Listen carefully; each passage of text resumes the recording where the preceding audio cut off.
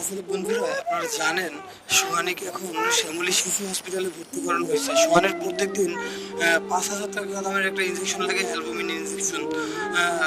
এই ইনজেকশনটা কিন্তু আপনাদের এই অনুদান, আপনাদের সাহায্যতে কিন্তু চিকিৎসা চালানো হচ্ছে। এই মুহূর্তে সোহানী ভর্তি আছে শ্যামলী শিশু হসপিটালে। আপা, প্রত্যেকদিন একটা করে অ্যালবুমিন দেওয়া লাগে তাই না? জি, প্রতিদিন একটা করে দেয়া লাগে। অ্যালবুমিনের দাম কত? এই যে 5,000 টাকা দেয়। 4,650 টাকা।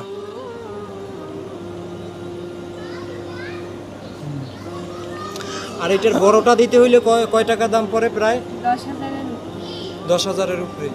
এই ইনজেকশনটা যদি না দিতে পারেন তখন কি হয়? তখন হচ্ছে ওর পেট ফুলে যায়, অনেক বেশি ফুলে যায়। আর ইনজেকশন যদি না দেওয়া হয় তাহলে পেট ফাটে পানি বেরোয় যায়।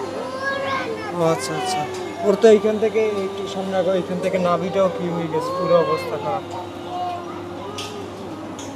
তাহলে ওর এই পেটের পানি কমাইতে হইলে বাধ্যতামূলক এই ইনজেকশন দিতেই হয়। হ্যাঁ, প্রতিদিন বাধ্যতামূলক দেওয়া লাগে। আর এই ইনজেকশন বাদে কি আরো ওষুধ ইনজেকশন লাগে? হ্যাঁ, আরও অনেক।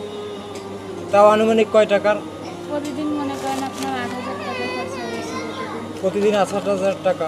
এই যে এই ছোট মানুষ ক্যানোলাও তো কয়টা কিনছেন? গতকালকে কয়টা ক্যানোলা লাগছে?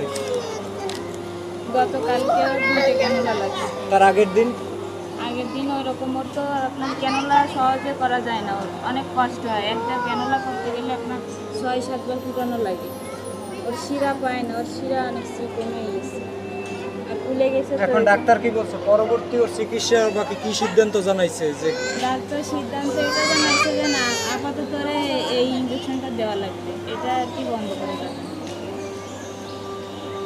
এর সাথে আরও কিছু ওষুধ আছে। আচ্ছা, ওর আব্বু তো যতটুকু জানি যে ওর আব্বু তো ওই ভ্যান চালক, অ্যাক্সিডেন্টের রুগী। তো আপনার ফেসবুকের মানুষ যদি সাহায্যের হাত বাড়িয়ে না দিত তাহলে তো চিকিৎসাটা মনে হয় করাইতে পারতেন না। না, চিকিৎসা করাইতে পারতাম না।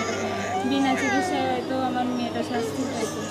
এরপরে এই হাসপাতালে যে আছেন, মানে এখানে তো বেড ভাড়া দিতে হয়, হ্যাঁ, তারপরে খাবার কিনতে হয়, আর কি কি কিনতে হয়? সব কিছুই তো প্রায় কিনতে হয়। হ্যাঁ, এই জায়গায় সব কিছু কেনা লাগে। আপনার প্রতিদিন বেড ভাড়া 700 টাকা। আর পানি হইতে যাবতীয় খাবার দাবার সব কিছুই কেনা লাগে।